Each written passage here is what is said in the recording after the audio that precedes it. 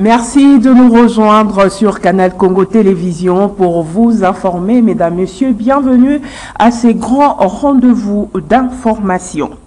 Le chef de l'État, Félix-Antoine Tshisekedi, a reçu dans son cabinet de travail le ministre angolais de Relations extérieures, Tete Antonio, porteur d'une lettre du président angolais Lourenço. Ces derniers étaient accompagnés du vice-premier ministre, des Affaires étrangères, Christophe Lutundula, venu présenter le responsable du mécanisme de vérification conformément à la feuille de route de Luanda. Reportage.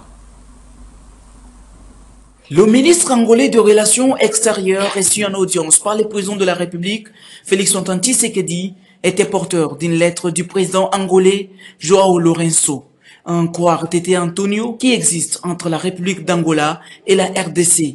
Ce faisant, a-t-il affirmé, les deux pays sont dans des initiatives nationales et régionales, y compris des initiatives qui ont trait à la pacification de la sous-région, dont celle ayant trait à la feuille de route de Luanda. Le diplomate angolais était accompagné du vice-premier ministre et ministre des Affaires étrangères, Christophe Lutundula, venu également présenter au président Félix Tshisekedi le responsable du mécanisme de vérification, le général Massoune Joao, conformément à la feuille de route de Luanda. Le diplomate angolais Tete Antonio a à ce sujet émis le vœu de voir le général Massoune travailler en étroite collaboration avec ses frères et sœurs congolais. Venu ici n'est autre que la réaffirmation des bonnes relations existent, des relations excellentes qui existent entre la République d'Angola et la République démocratique du Congo. Et que ce faisant, nous sommes dans des initiatives nationales et régionales aussi, y compris des initiatives qui ont trait à la pacification de notre sous-région, dont celui ayant trait à la feuille de route de Luanda concernant la recherche de solutions pour les relations entre la RDC et le Rwanda. Il a été décidé à Luanda qu'un mécanisme de vérification serait créé et le chef d'État sans doute attend que toutes les décisions. À la dernière tripartite Angola, RDC et Rwanda du mois de juillet dernier, il a été décidé à Luanda qu'un mécanisme devrait être créé par la mise en œuvre de cette feuille de route dont le siège sera basé à Goma. Covid-19 en République démocratique du Congo n'est pas totalement vaincu.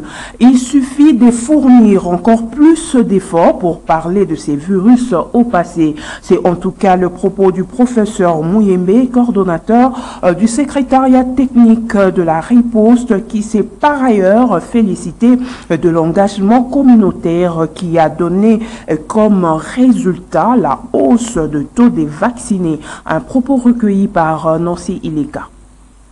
Tout ce que je peux dire, c'est que vraiment, il y a une accalmie sur toute l'étendue de notre pays. Et je peux même dire que la situation est vraiment sous contrôle. Covid, pour le moment, n'est plus un problème de santé publique, n'est-ce pas, dans notre pays. Et quand vous parlez de la vaccination, c'est également une bonne nouvelle, dans ce sens que le nombre de vaccinés ne fait qu'augmenter. Et donc, la population congolaise a pris conscience de la façon d'éviter, n'est-ce pas, la Covid, et cet engagement de la population a fait que l'immunité collective dans l'ensemble, n'est-ce pas, de la population est très forte maintenant, ce qui veut dire que le virus circule difficilement. Et ça, c'est vraiment une bonne nouvelle pour nous. Et si ça continue comme ça, donc nous pouvons dire que la pandémie est maintenant dans le passé.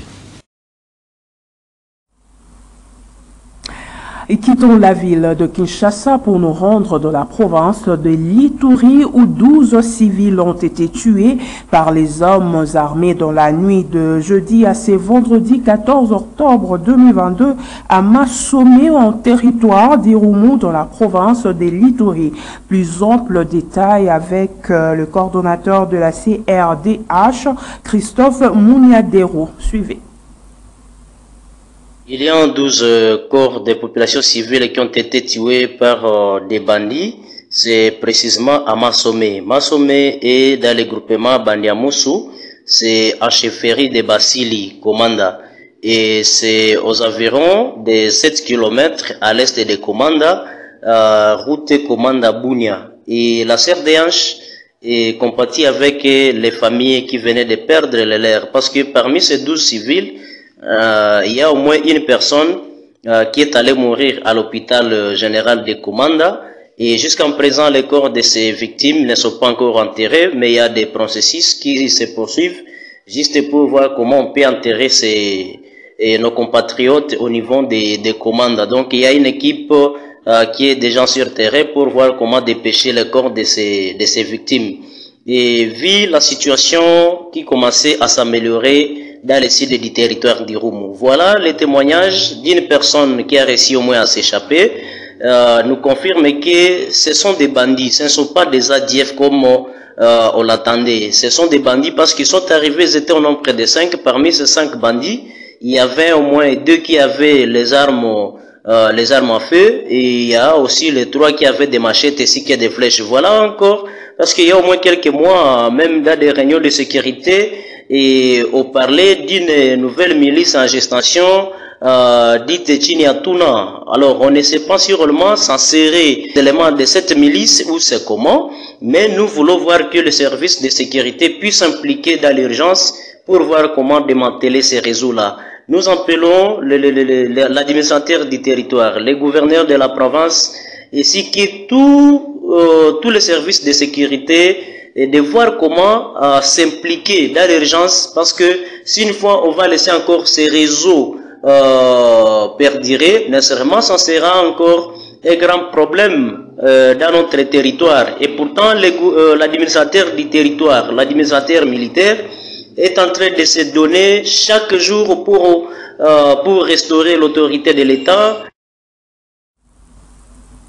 Revenons à Kinshasa pour nous rendre dans l'hémicycle du Palais du Peuple où les élus du peuple ont adopté et examiné ce vendredi 14 octobre 2022 le rapport de la commission ECOFIN relatif à l'activité et au contrôle des établissements de crédit en République démocratique du Congo qui vient ainsi combler les lacunes que la loi du 2 février relative à l'activité et au contrôle des établissements de crédit et la loi du 30 octobre 2022 portant régime spécial et restructuration des établissements de crédit n'arrivaient pas à combler. Le responsable de la RTNC et de télédistributeurs était en réunion de planification ce vendredi 14 octobre 2022 au ministère de la Communication et Médias. Au menu de leur rencontre, la perception par la RTNC de la redevance audiovisuelle auprès des abonnés des télédistributeurs. Reportage de Maxime Macabou. Organisée sur initiative du ministère de la Communication et Médias, cette réunion qui a réuni autour d'une même table le directeur général de la RTNC et les responsables des télédistributeurs exerçant en République démocratique du Congo avait pour objectif de dégager un consensus sur le protocole d'accord pouvant permettre à la RTNC de percevoir la redevance audiovisuelle auprès des abonnés des télédistributeurs. Béli Debunga est directeur général de la RTNC. Vous savez que selon les dispositions légales, c'est-à-dire selon la loi numéro 11/04 portant redevance sur les appareils récepteurs d'émissions audiovisuelles, il est fait obligation aux télédistributeurs de pouvoir permettre à la RTNC de percevoir la redevance audiovisuelle auprès de leurs abonnés. Mais pour que cela se fasse, il importe que les télédistributeurs signent un protocole d'accord avec la RTNC. Et depuis pratiquement plus de 8 ans, la RTNC court derrière ce protocole d'accord pour des raisons diverses. Thierry Mossenepo, l'un des responsables des télédistributeurs, n'a pas manqué de placer un mot. Aujourd'hui est un atterrissage finalement parce que nous avons eu plusieurs réunions autour de l'entente que nous devons avoir avec la RTNC en ce qui concerne principalement la perception de la redevance audiovisuelle. Parce que nous, en tant que télédistributeurs, nous sommes censés aider la RTNC à percevoir ce qui lui est dû auprès des consommateurs de ce signal pour appuyer ce média public. Et grâce à l'entregent du ministre Mouyaya, nous avons eu une série de réunions qui ont permis à ce qu'aujourd'hui nous puissions ressortir un texte accepté par tout le monde. Ici, il est lieu de fixer l'opinion sur le fait que les télédistributeurs n'ont jamais refusé de participer à cette collecte de la redevance due à l'RTNC. La loi sur la redevance ainsi que les arrêtés interministériels qui fixent les modalités d'application stipulent très bien qu'avant que nous puissions engranger cette pratique, il faille nécessairement que nous puissions nous mettre d'accord avec l'RTNC. La RTNC s'achemine lentement mais sûrement vers la perception de ses droits dus à la redevance sur les appareils audiovisuels auprès des télédistributeurs après 8 ans de disette. Et puis clôture ce vendredi 14 octobre 2022 de la formation des agents et cadres du Renatelsat et TECO sur la maintenance et l'entretien des équipements. Une formation de 5 jours qui a permis aux agents et cadres de ces réseaux des télécommunications de renforcer davantage leurs connaissances dans la maintenance des équipements. C'était au siège des TECO dans la commune de Ngalima. Maxime Makabou et Yves Lechongué. Cette formation de 5 jours a permis aux agents et cadres du Renatelsat et des TECO de renforcer davantage leurs connaissances dans les domaines de maintenance et entretien des équipements conformément à la nouvelle technologie de l'information et de la communication, comme nous explique ici Dino Mandefou, administrateur de la société TECO. TECO a signé un contrat de maintenance avec le gouvernement congolais. Et dans ce contrat, il faut faire la ronde, faire l'entretien de tous les équipements. Et une des clauses, c'est assurer la formation des responsables qui assurent la maintenance des sites. Et pour cela, pour répondre à mes obligations contractuelles, j'ai dû demander à l'usine qui a fabriqué des équipements que nous avons fournis et installés, de pouvoir envoyer les experts afin d'assurer cette formation sur la maintenance, l'exploitation et aussi donner beaucoup plus d'explications sur la nouvelle technologie, la TNT. De son côté, Jean-Pierre Bondo, ADG AI du Renatelsat, invite les responsables des chaînes congolaises à s'adapter à la nouvelle technologie en vue de produire des signaux de qualité répondant aux normes. Il est bien entendu qu'on ne pouvait pas amener tout le monde. Le Renatelsat est à travers la République, plus de 56 sites.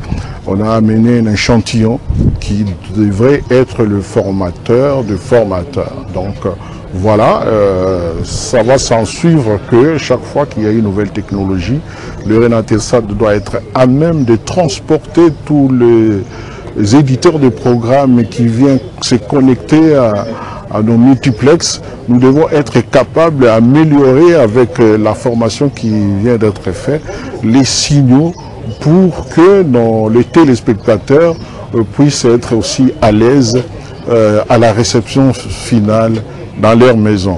Ici, nous ne faisons que transporter et diffuser. Mais nous voudrions aussi que ceux qui font la production puissent suivre aussi l'évolution technologique. Parce que si vous nous amenez votre signal qui n'a pas la qualité requise, comprenez que nous allons difficilement aussi transporter cette mauvaise signal. La remise de brevets aux participants a sanctionné la dite formation.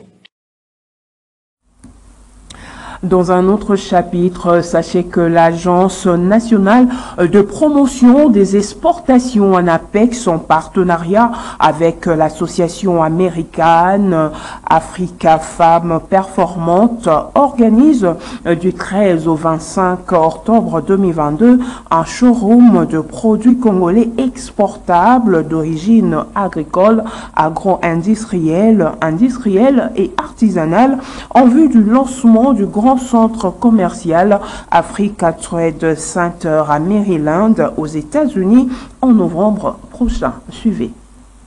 C'est en prélude de l'ouverture des African Trade Center, un grand centre commercial à Maryland, aux États-Unis, au mois de novembre prochain, que l'Agence nationale de promotion des exportations en APEX, en collaboration avec l'association internationale Africa Femmes Performantes et son réseau d'affaires Global Business Network, ont mis en place jeudi 13 octobre 2022 un showroom de produits congolais exportables destiné à être exposé à ce grand centre commercial. Plus de 100 échantillons de produits made in RDC répartis dans plusieurs filières, notamment café, cacao, fruits séchés, produits agricoles bruts et l'artisanal. Le directeur général de l'ANAPEX, Mike Tambwelou Bemba, revient ici sur l'importance de ces showrooms. C'est tous les produits congolais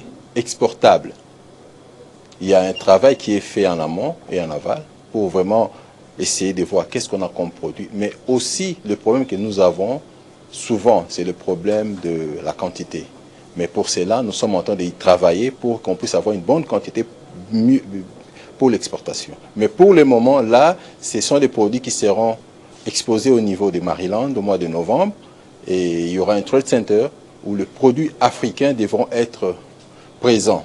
Et pour nous, c'est une très bonne chose parce que aujourd'hui, avec tout ce qu'il y a comme concurrence, nos produits seront présents à côté des autres produits africains. La coordonnatrice nationale de l'Africa Femmes Performantes, Liliane Toumba, explique en quelques lignes les produits qui seront exposés à Africa Trade Center. Nous sommes en train de travailler dans le cadre de la GOA. Et dans la GOA, il y a des exigences, mais nous sommes formés, les producteurs sont formés. Comme l'a dit tout à l'heure, je répète, monsieur le directeur, nous avons une formation par exemple sur l'étiquetage. Parce qu'on ne peut pas envoyer n'importe quelle étiquette. D'abord, il doit être en anglais.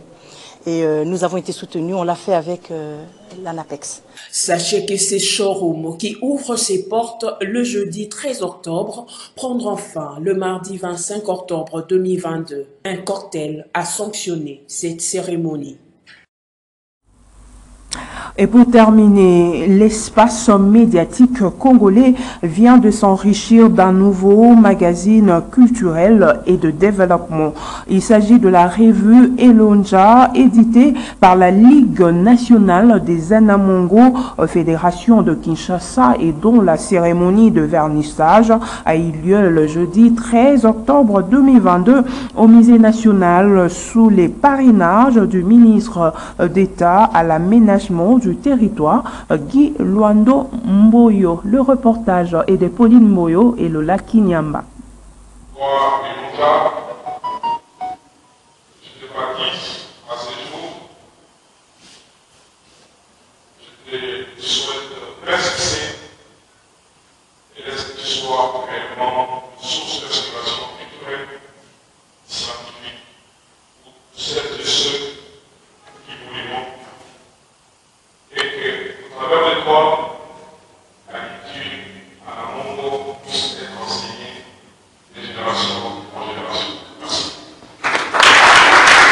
Désormais, la Ligue nationale des Anamongo Lina a un outil de communication. Il s'agit du magazine Elonja qui a été placé sur les fonds baptismaux le jeudi 13 octobre 2022 au Musée national de Kinshasa.